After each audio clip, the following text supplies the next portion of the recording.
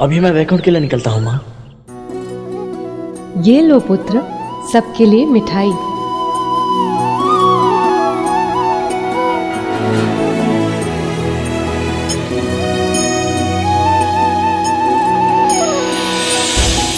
सदैव सुखी रहो।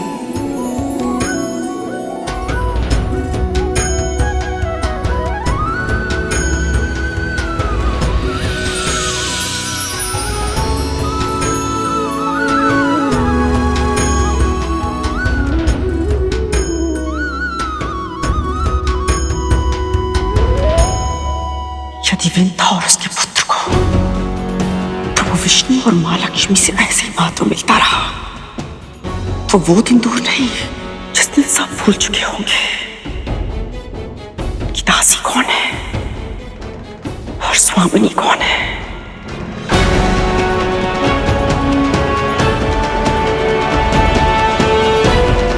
कद्रू, तुम्हारे चेहरे पे एक और दाग।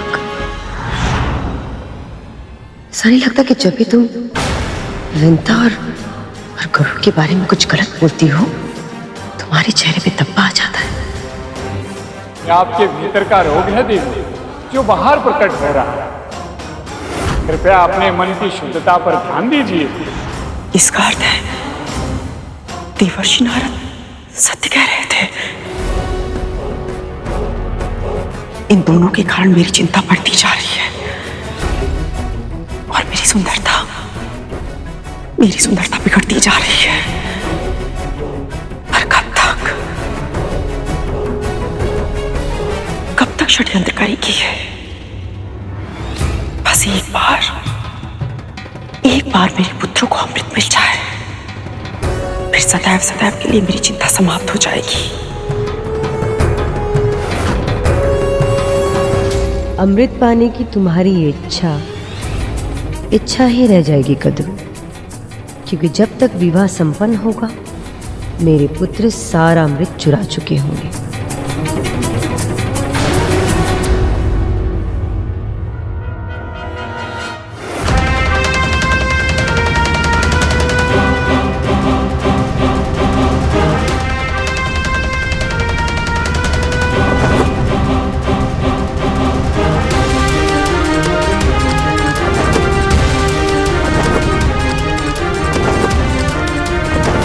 लगता है गरुड़ अब वैकुंठ लौट रहा है, कहीं वो अब हमें देख न ले। गया गरुड़ वापस। अब चलिए महाराज, मंथन आरंभ करते हैं। खाना भी नहीं, अभी तो केवल हल्दी हुई राहु।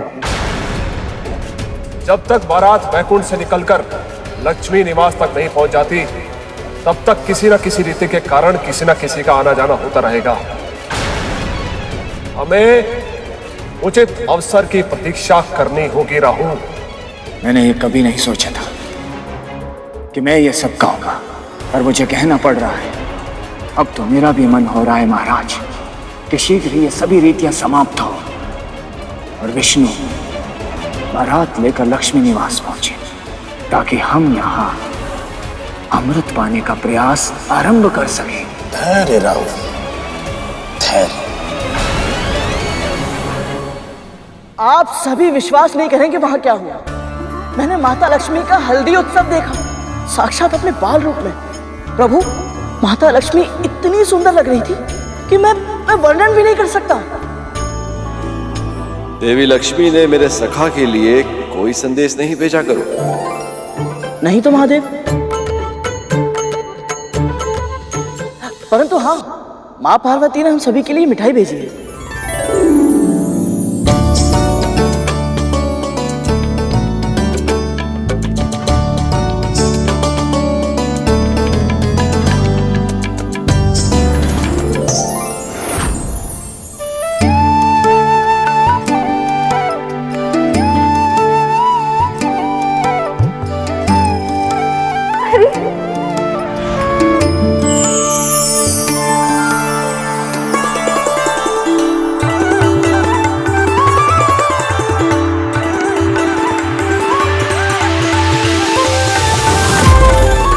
क्या हुआ प्रभु? सब जानकर भी अनभिज्ञ बन रही हैं देवी। ऐसा नहीं है प्रभु, मैं आपकी भावनाएं समझ सकती हूँ, पर क्या देवी? मैं आपको साक्षात देखना चाहता हूं, आपसे भेंट करना चाहता हूं। प्रभु, आप तो अधैर्य हो गए। और आप नहीं हो रहे। सत्य कहिए देवी, क्या आपका मन नहीं करता कि आप प्रत्यक्ष रूप में मुझे देखें? मेरे मन में उठती भावना तरंगों का अपने हृदय सागर में अनुभव कर, विरह के वर्षों का कष्ट साझा कर, भविष्य सुख की आशा का संबल दे। कहिए लक्ष्मी, क्या आप नहीं चाहते कि हम दोनों आमने सामने हों और कुछ क्षण एक दूसरे से बातें करें?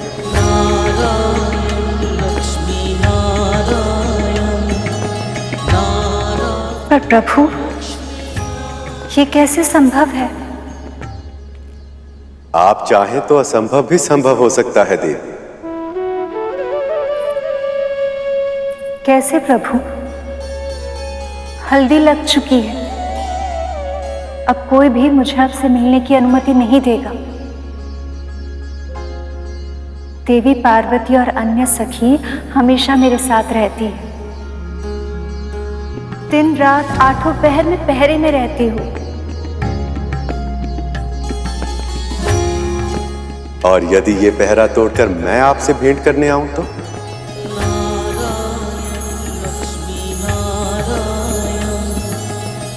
पहले पहरा तोड़कर तो दिखाइए।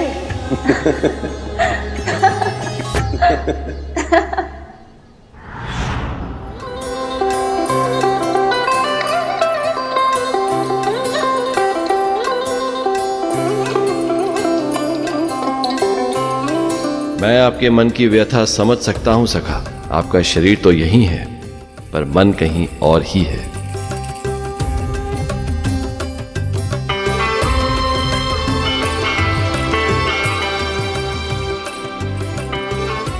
मैं समझ रही हूँ सखी, तुम्हारा मन भैया विष्णु के पास ही है, किंतु आप चिंता ना करें, शीघ्र ही भैया बारात लेकर आएंगे और आपसे विवाह करके ले जाएंगे।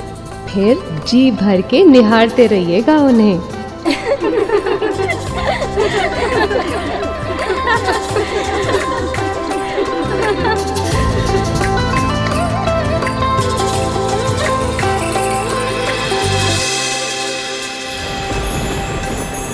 प्रभु का क्रोध तो हर क्षण बढ़ता ही जा रहा है, जिसका प्रभाव इस बिगड़ते वातावरण से स्पष्ट हो रहा है। अब तो विवाह का दूसरा उत्सव भी आरंभ होने वाला है। जब तक वो प्रभु का आवाहन नहीं करेंगे, तब तक इनका क्रोध शांत नहीं होगा। नहीं, वो सब मेरे प्रभु को भूलकर उत्सव मनाए, मेरे प्रभु का अपमान करे, मैं ऐसा नहीं होने दूंगा। अब ये विवाह बिना अवरोध के संपन्न नहीं होने दूंगा मैं।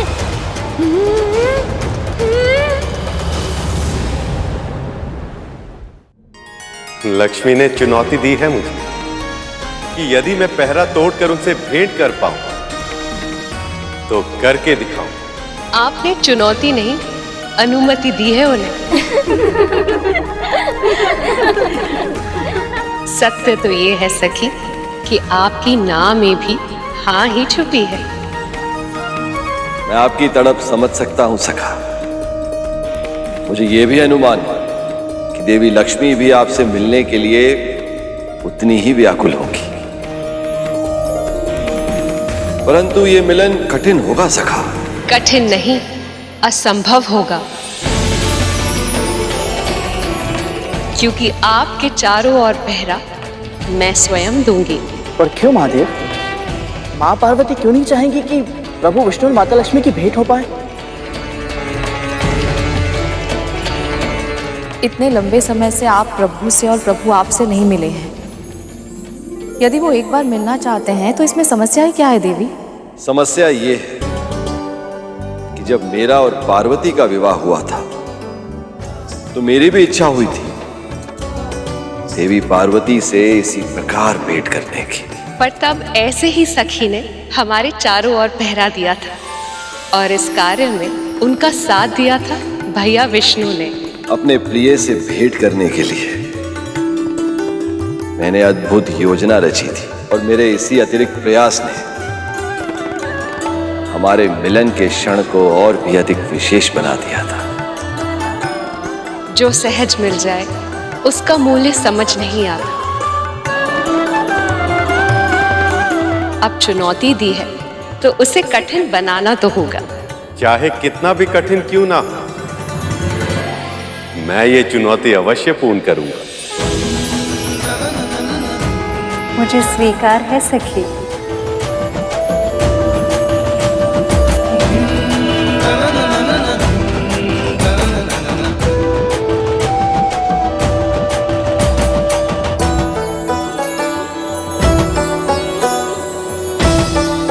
मुझे कोई चिंता नहीं है प्रभु, क्योंकि मुझे पूर्ण विश्वास है आप जो ठान ले उसे पूरा होना ही है।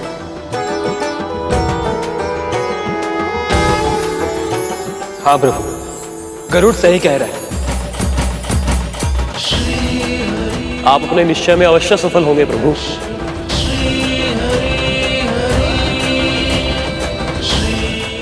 स्वयं देवी लक्ष्मी ने चुनौती दी है और पार्वती जी पहरा दे रही हैं। ऐसे में कैसे पूरी हो पाएगी ये चुनौती?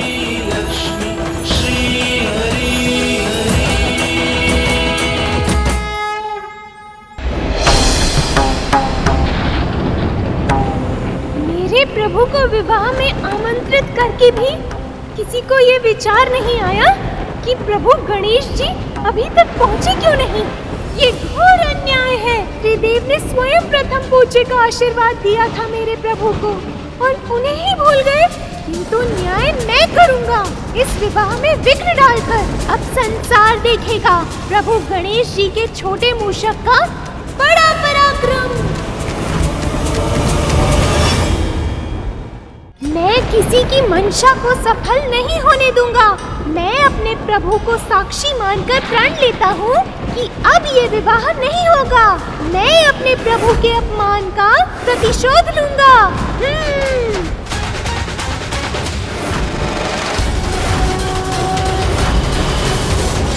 प्रभु विष्णु के विवाह के दूसरे उत्सव की सबको बहुत बहुत बधाई। नारायण नारायण। अरे वाह, आलते का रंग तो बड़ा गहरा प्रतीत हो रहा है। सही कहा आपने अग्निदेव, रंग बिल्कुल प्रभु नारायण और माता लक्ष्मी के प्रेम जितना गहरा है।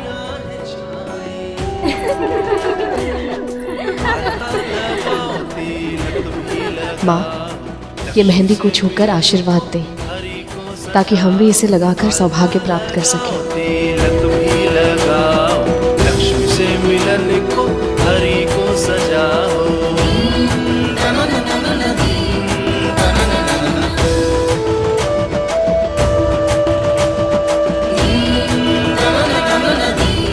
वैसे माता लक्ष्मी की मेहंदी तो रंग लाएगी ही। प्रभु विष्णु इनसे इतना प्रेम जो करते हैं।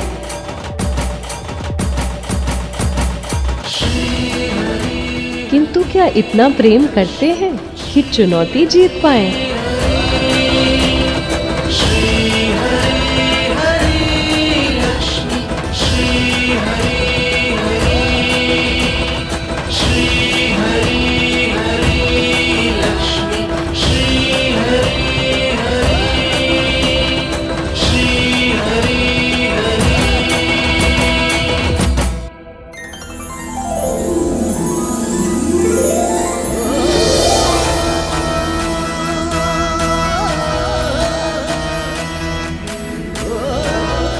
ये हुई ना बात। अब विंता ने किया दासोवर कार्य। क्यों कद्रू, अब तो प्रश्न होना तो।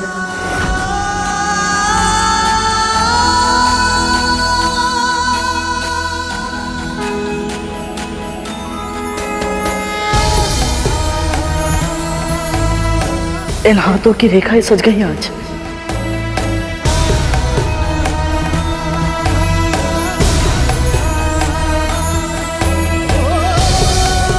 माँ लक्ष्मी की छुई मेहंदी मुझे लग गई। सारा जीवन ही शुभ हो गया आज।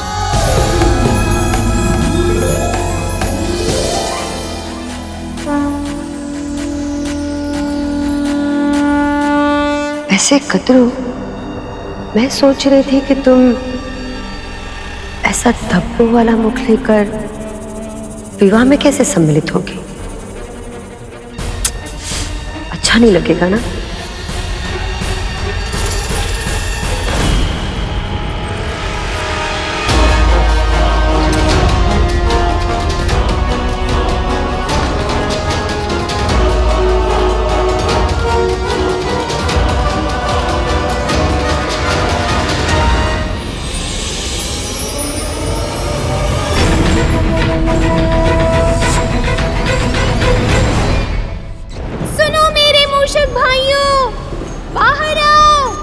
मुझे तुम्हारी सहायता की आवश्यकता है। मेरे प्रभु का अपमान हुआ है। शीघ्रता करो, सभी यहाँ आओ।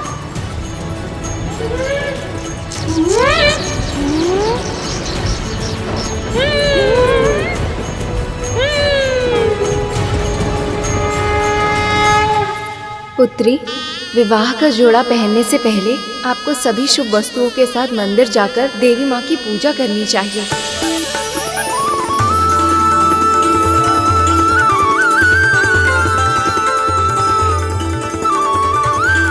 अकेली कहाँ चल दी सखी, हम भी आपके साथ चलें।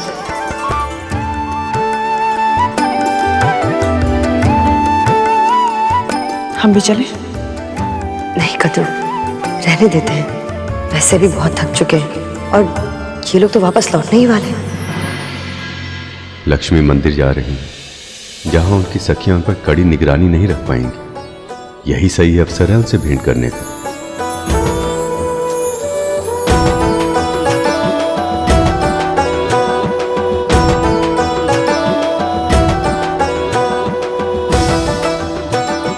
माँ लक्ष्मी, अब तो आप ही कोई मार्ग सजाइए। कुछ भी कीजिए, परंतु एक बार प्रभु से भेंट कर लीजिए। मन तो मेरा भी बहुत है, पर मैं चाह कर भी स्वयं कुछ नहीं कर सकती।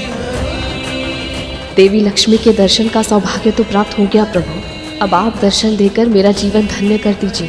कुछ ऐसा कीजिए कि आप माता लक्ष्मी से भी मिले और किसी को दिखाई भी ना दें, ताकि आप चुनौती भी जीत जाएं और माता लक्ष्मी की आपसे भेंट करने की इच्छा भी पूर्ण हो जाए। सदा से भगवान भक्तों की समस्या का समाधान करते आए, आज एक भक्त ने भगवान की समस्या का समाधान कर दिया। अब तो देवी के मंदिर में ही भेंट होगी लक्ष्मी।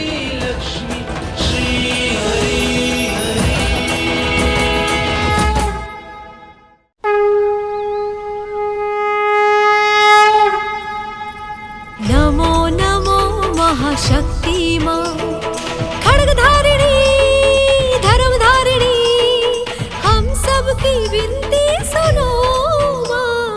नमो नमो पराशक्ति। देवी ललिता, मेरा प्रणाम स्वीकार करें। नमो नमो पराशक्ति माँ, नमो नमो पराशक्ति माँ। हे माँ ललिता, माता लक्ष्मी के इस शगुन के जोड़े पर विशेष आशीर्वाद दें। माँ, ऐसी कृपा करना कि मुझे उनके दर्शन भी हो जाए और वे चुनौती भी जीत जाए।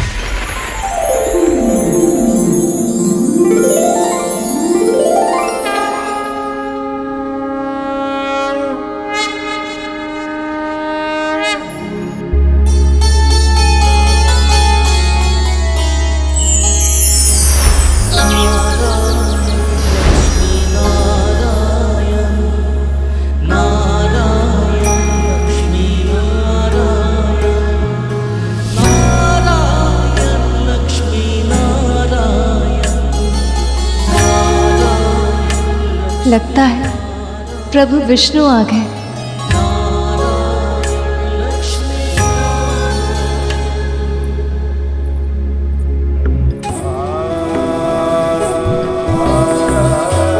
प्रभु, प्रभु,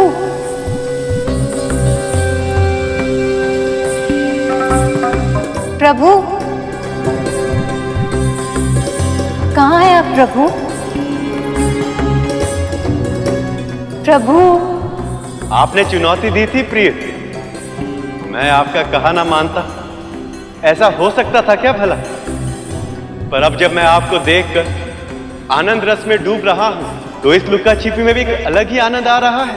पीपल का पेड़, इसमें तो प्रभु विष्णु निवास करते हैं।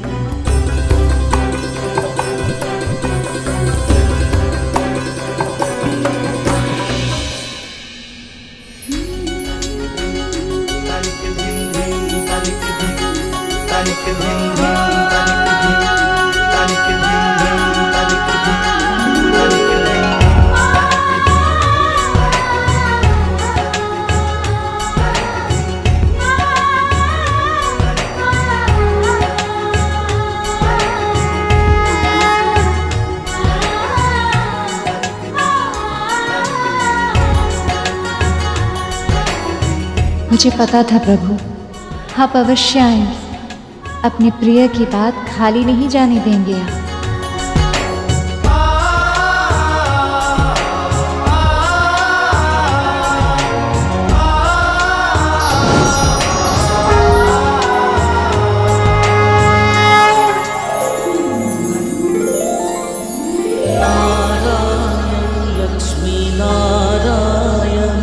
सत्य प्रभु, इस प्रत्यक्ष भेंट में आपको अपने सामने देखकर मुझे अनुभव हो रहा है कि आपको दृष्टि भर कर देखने के लिए मेरा मन कितना व्याकुल था।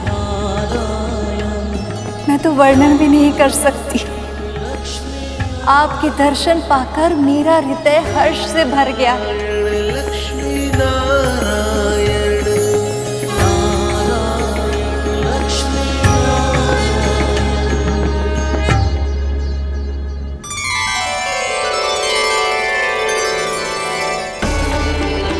विंता, सखी लक्ष्मी कहाँ गई?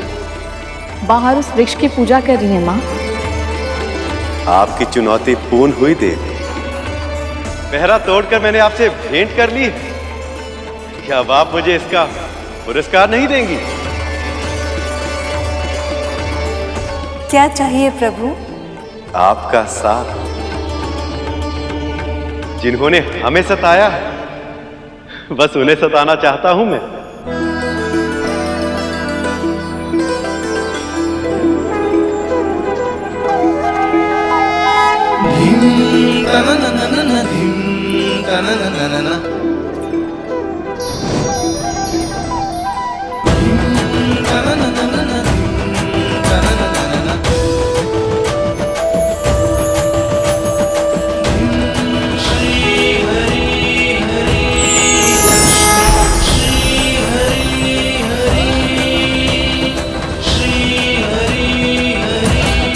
विंता, सखी तो तुमने कहा यहीं पर थी, यहाँ पर तो नहीं दिख रही। अभी तो यही थी।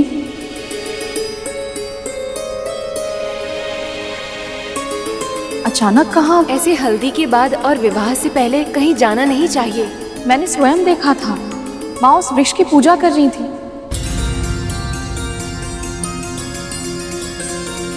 नीम और पीपल का पेड़। जब हम यहाँ पर आए थे तब तो ये वृक्ष यहाँ पर नहीं था।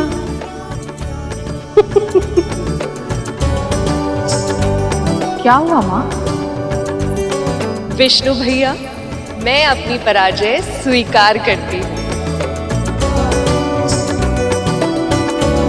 आपने चुनौती पूरी कर ली।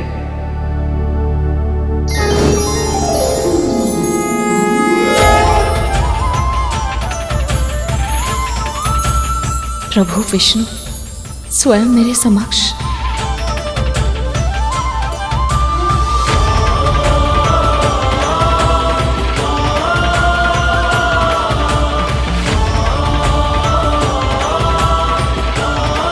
प्रभु,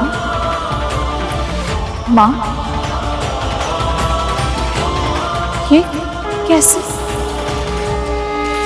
पीपल के जड़ में भैया विष्णु का वास होता है और इसीलिए इस वृक्ष को शुभ माना जाता है। सदैव प्राणदायक वायु उत्सर्जन करता है ये वृक्ष। इसके पत्तों से कई रोग मुक्त हो जाते हैं और नीम के वृक्ष में सखी लक्ष्मी का निवास स्थल है। इसके पत्तों से चर्म रोग दूर होते हैं और आयु में वृद्धि होती है। अगणित औषधिक गुण होते हैं इस वृक्ष में। जिस प्रांगण में ये दोनों वृक्ष एक साथ विद्यमान हो, वो मंदिर बहुत सिद्ध हो जाता है।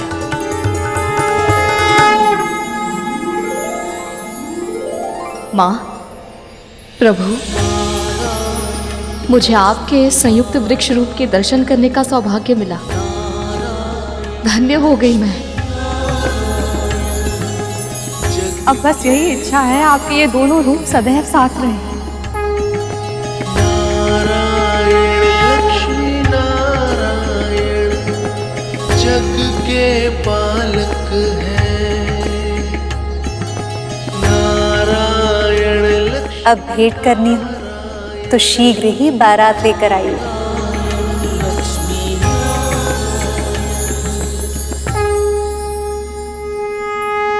प्रभु विष्णु सारी चुनौतियां जीत सकते हैं, किंतु मेरी और मेरे मूषकों की आने वाली चुनौती नहीं जीत पाएंगे। मैंने प्रभु के वस्त्र और आभूषण तैयार कर दिए हैं। वहाँ माँ भी लक्ष्मी माता के लिए तैयारी में व्यस्त होंगी। सोचा नहीं था इस जीवन में मुझे प्रभु विष्णु और माता लक्ष्मी के दर्शन होंगे। गरुड़ के कारण मेरा पूरा जीवन सफल हो गया। ऐसा पुत्र ईश्वर सभी को दे।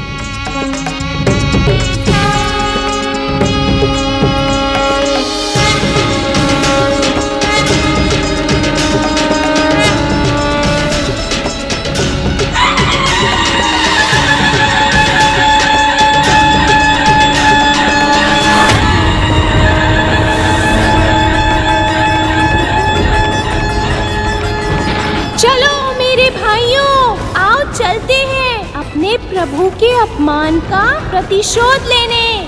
ये विवाह इनके आशीर्वाद के बिना नहीं हो सकता।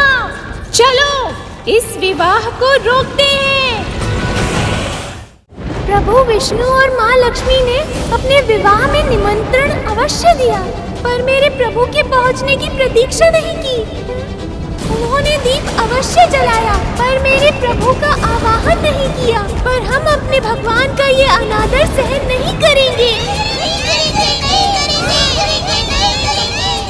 बारात ले जाने की शीघ्रता में वो सब मेरे प्रभु को भूल गए। पर जब मार्ग ही नहीं बचेगा तो बारात कैसे पहुंचेगी? हम बारात का मार्ग खोखला कर देंगे।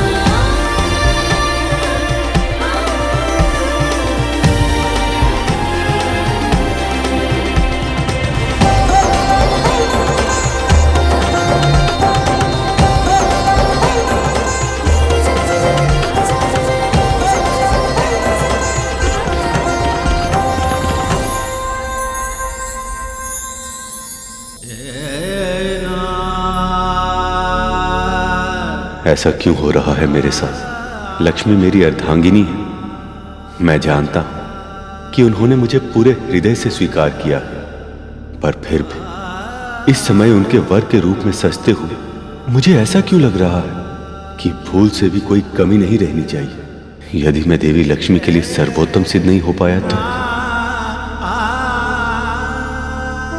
स्वामी ने मुझे अपने हृदय में स्थान दिया है।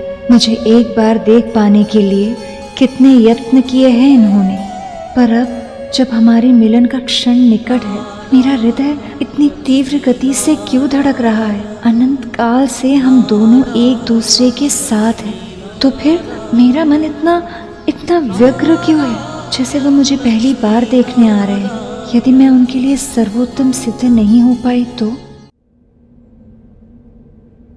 चलिए प्रभु, रथ तैयार है।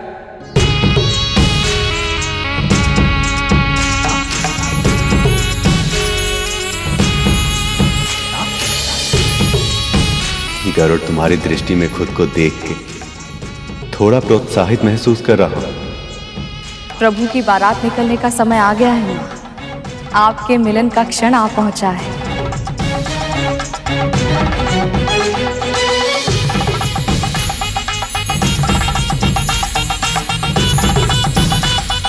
वृंदा, जैसे तुम्हारे मुखमंडल में मेरी छवि दिख रही है, वैसे ही श्री विष्णु को मैं दिखूं और कोई विघ्न न आए। जाओ मेरे मूषकों, प्रभु विष्णु और माता लक्ष्मी के मिलन में विघ्न उत्पन्न करो।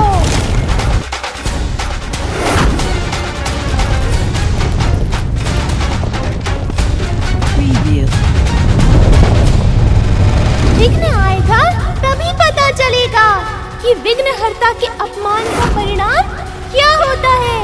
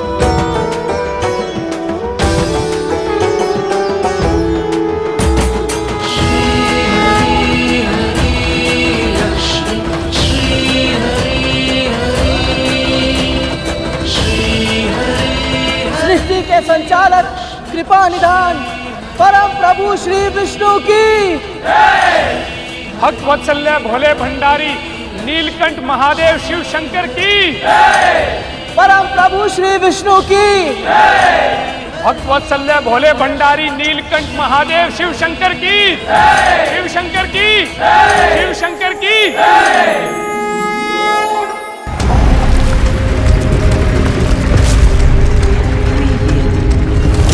शीघ्रता करो, प्रभु विष्णु की बारात इसी मार्ग से जाएगी। ब्रह्मा है आए, शंभु है आए, ब्रह्मा है आए, शंभु है आए, सज धज के सारे देव चले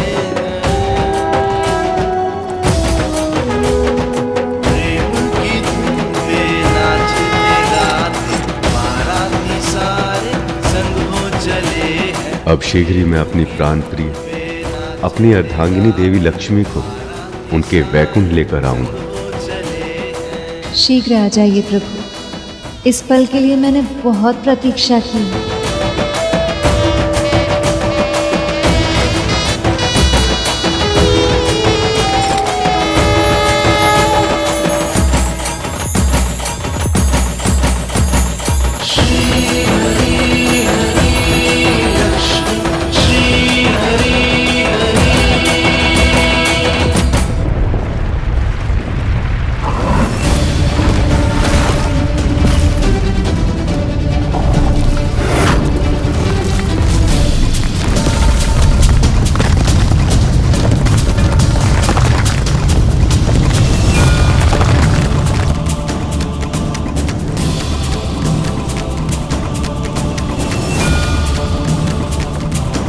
इस बारात को हमें रोकना है। मेरे मूषक भाइयों, इस भूमि को इस प्रकार खोदो कि बारात मध्य में ही रुक जाए। ये विवाह मेरे प्रभु के आशीर्वाद के बिना नहीं हो सकता। ये वचन है मेरा।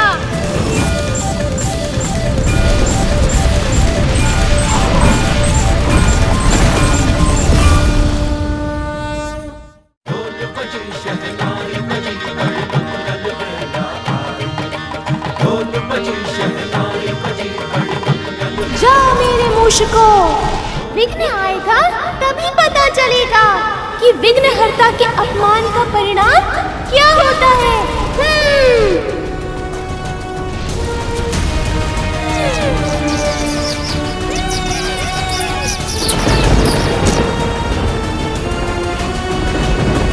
क्या हो रहा है ये?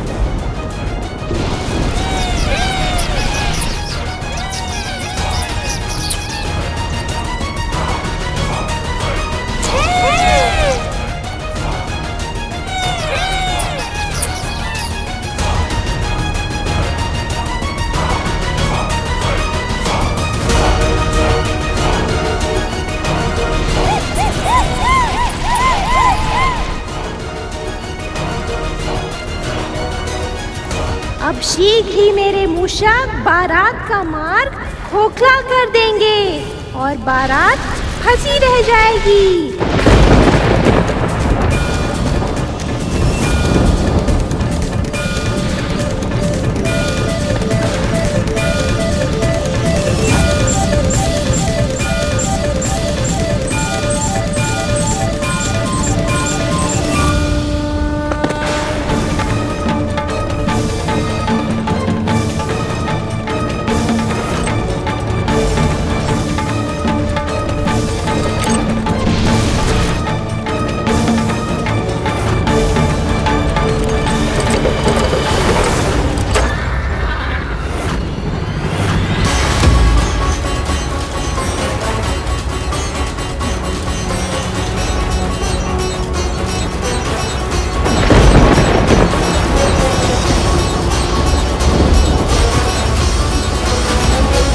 ये रथ का पहिया जमीन के अंदर कैसे धंस गया? ये क्या हुआ?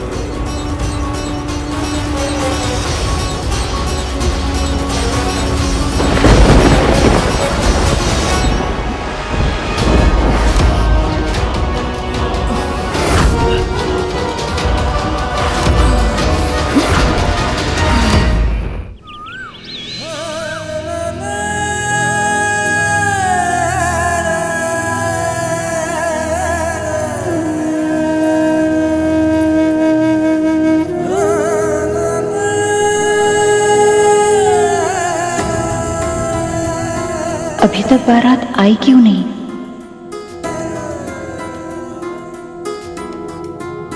विष्णु जी की बारात बस पहुंचने ही वाली होगी।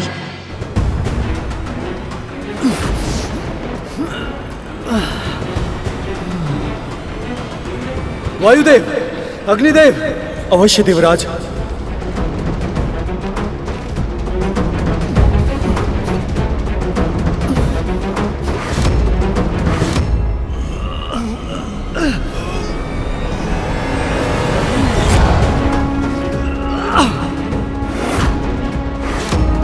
ये रथ का पहिया बाहर क्यों नहीं आ रहा है?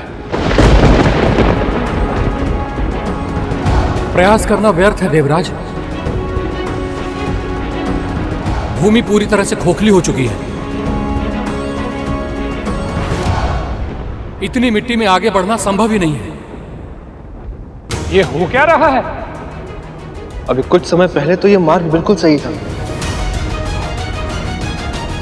अब अचानक क्या हो गया? मैंने जानबूझकर असुरों को आमंत्रित नहीं किया है। प्रभु का आदेश था कि मैं हर विष्णु भक्त को विवाह में सम्मिलित होने के लिए आमंत्रित करूं, और ये सब जानते हैं ये असुर विष्णु भक्त नहीं है। यदि मैं उनको आमंत्रित कर भी देता तो भी वो यहाँ नहीं आते। असुर अवश्य ही असुरों का षड्यंत्र है। प्रभु की बारात में अवरोध उनके अतिरिक्त और कौन उत्पन्न कर सकता है भला? सही कह रहे हो गरुड़। ये असुर ही इतना ओछा कार्य कर सकते हैं। लक्ष्मी वहां बारात की प्रतीक्षा कर रही होंगी, पर हम सब तो यहां फंस गए। न जाने क्यों एक विचित्र सी चिंता हो रही है।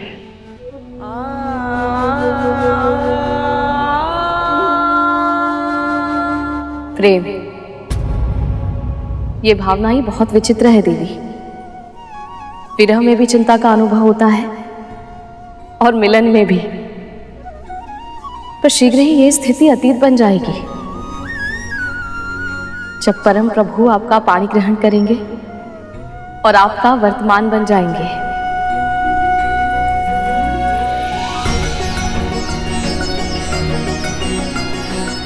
पर इस समय आपकी चिंता दूर करने का एक उपाय है मेरे पास।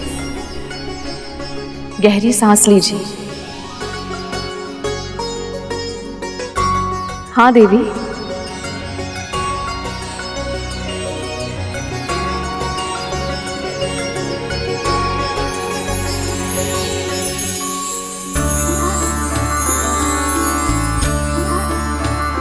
सखी, अब विंता को भी दासी के रूप से निकाल के साड़ी के रंग में ढाल दो। अवश्य सखी।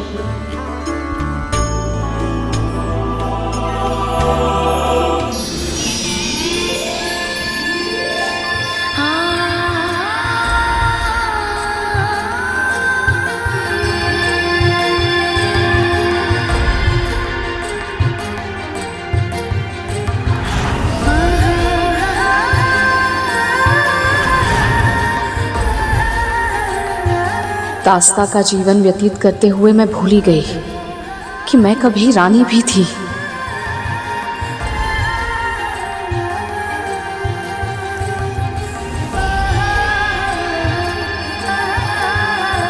आपकी कृपा अपरंपार है देवी, अपरंपार है।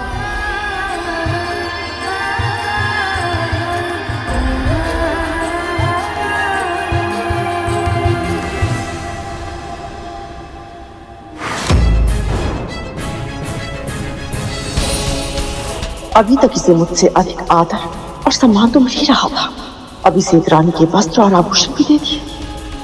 इस दासी को बार बार मुझसे अधिक महत्व क्यों मिल रहा था?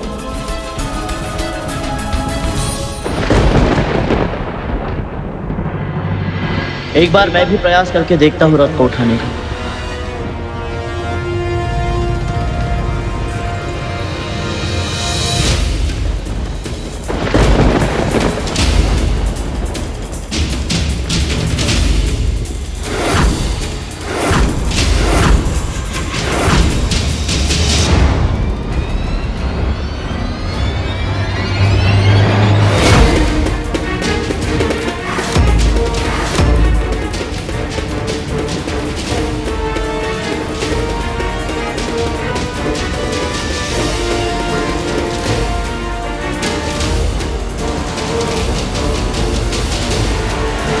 रुक जाइए।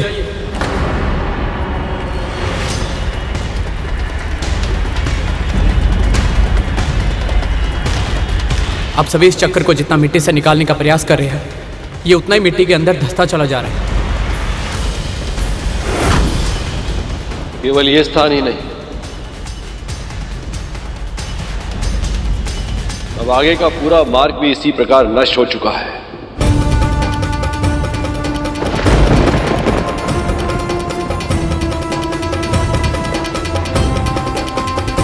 अब बारात और सखा के रथ को इस मार्ग से ले जाना असंभव है।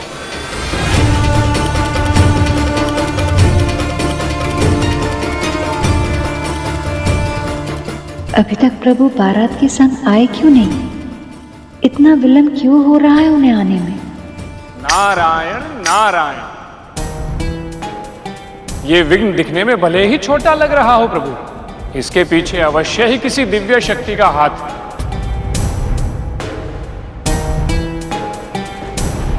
अन्यथा ये संभव ही नहीं है कि समस्त सृष्टि का संचालन करने वाले प्रभु विष्णु का रथ रुक जाए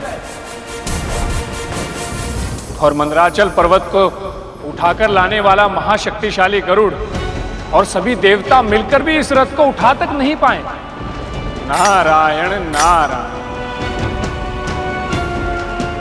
गणेश के होते हुए ये विघ्न कैसे आ गया? जब विघ्न आया तो मेरे प्रभु की याद आ गई। अभी तक मेरे प्रभु का विस्मरण हो गया था। अब इस विघ्न का निवारण कोई नहीं कर सकता।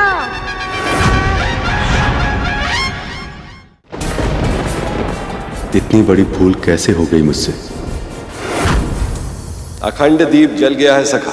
देवी लक्ष्मी ने दीप प्रज्वलित कर दिया है, अर्थात गणेश जी सीधा लक्ष्मी भवन में पहुंचे हैं। देवी लक्ष्मी से मिलन की खुशी में इतनी बड़ी भूल हो गई मुझसे। बिना गणेश जी के आवाहन के ही विवाह की रस्मों का आरंभ कर दिया मैंने।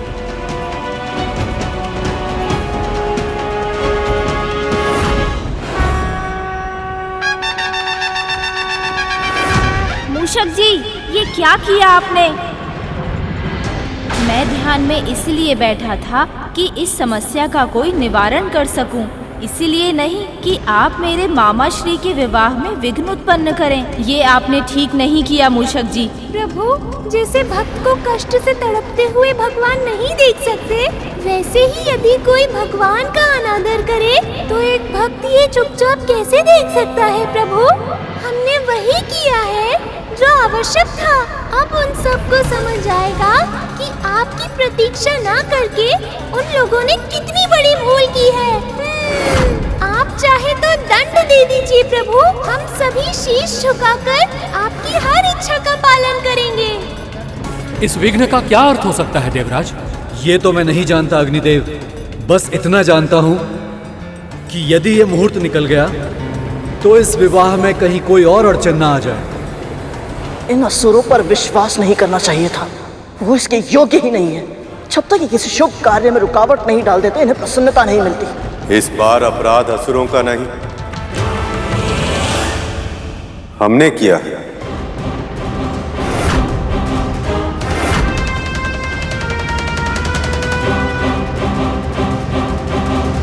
वो ये आप क्या कह रहे हैं?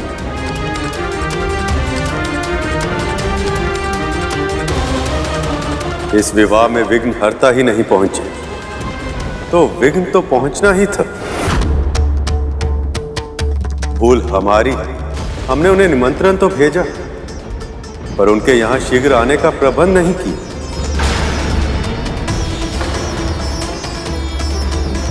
गणेश ऐसा नहीं कर सकता सखा। मैं अपने पुत्र को जानता हूं, वो जानबूझकर आपके विवाह में अवरोध उत्पन्न नहीं कर सकता। हाँ मामा जी, गणेश आपके विवाह की सूचना सुनकर ही बहुत उत्साहित था। वो विघ्न डालने की तो कल्पना भी नहीं कर सकता। मैं जानता हूं कार्तिकेय, संभव है ये कार्य उनके स्थान पर उनके मूषक की सेना ने किया। हमें दंड दीजिए प्रभु, हमें दंड दीजिए। हमने आपके मामा मामी श्री के विवाह में अवरोध उत्पन्न किया है। हम सभी दंड के भागी हैं। पता नहीं आपको हमारे कारण वहाँ कैसी स्थिति का सामना करना पड़े। जो भी किया हमने आवेश में आके किया प्रभु। ये संभावना अधिक उचित जान पड़ती है प्रभु। नारायण नारायण। आप सत्य कह रहे हैं प्रभु। जिस ढंग से ये मिट्टी खोदी गई है, इसे देखकर यही प्रतीत होता है कि ये कार्य मूषकों का ही है। हम सब ने एक नियम बनाया था कि गणेश की अनुपस्थिति में कोई भी मंगल कार्य सफलतापूर्वक संपन्न नहीं होगा, और मेरा विवाह भी उस नियम से उपवाद नहीं। तो फिर मैं प्रभु गणेश को शीघ्र ही यहाँ ले आता हूँ। उसकी आवश्यकता नहीं है गण।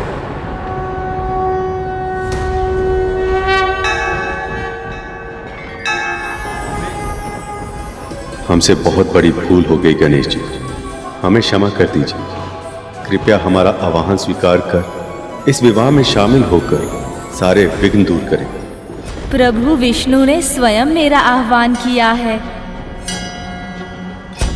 दंड नहीं, भोज मिलेगा।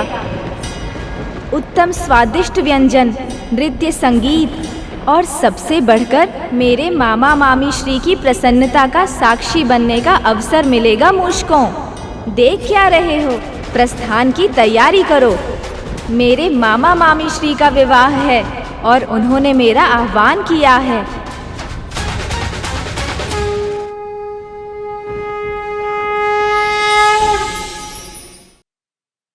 गणेश,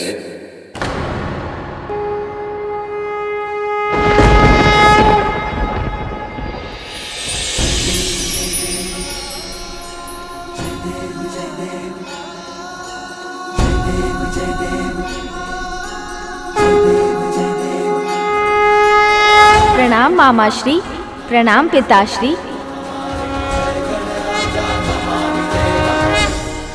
हम सब ने ही नियम बनाया और हमने ही उसका उल्लंघन कर दिया। हमें क्षमा कर दो गणेश। मैं जानता हूँ मामाश्री, आपने ये खेल क्यों रचा था, ताकि ये सिद्ध हो जाए कि विधि का विधान आप पर भी बाध्य है। आपको भी सृष्टि के नियमों का पालन करना पड़ता है। अब से ये प्रसंग सभी मनुष्यों को प्रेरणा देगा कि किसी भी मंगल कार्य से पहले मेरा आह्वान कितना आवश्यक है। कुछ क्षणों के लिए मुझे भूलकर आपने सभी को मेरे महत्व का स्मरण करवा दिया है मामाश्री। इसके लिए मैं सदैव आपका आभारी रहूंगा। अब आपको मामी श्री तक शीघ्र पहुंचाने का दायित्व मेरा है।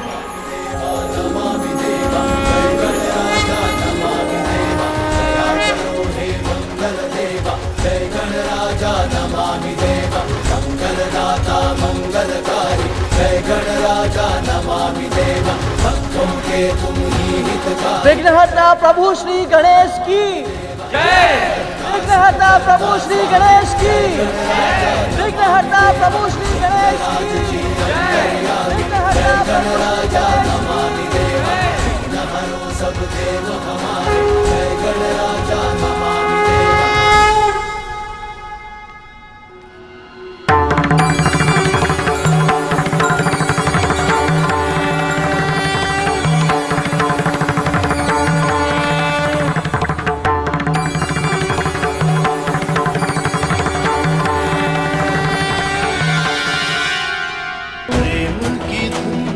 नाचते गाते बाराती सारे संग हो चले हैं। प्रेम की धुन पे नाचते गाते बाराती सारे। अब देवी लक्ष्मी और मेरे मिलन में कोई विघ्न नहीं आएगा।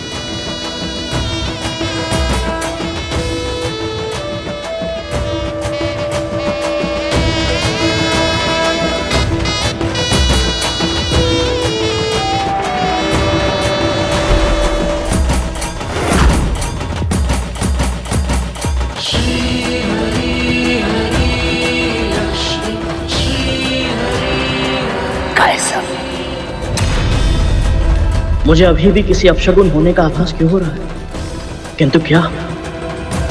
अब ये सब विवाह में पूरी तरह से व्यस्त हो जाएंगे। यही सही अवसर है मंथन करके अमृत चुराने का।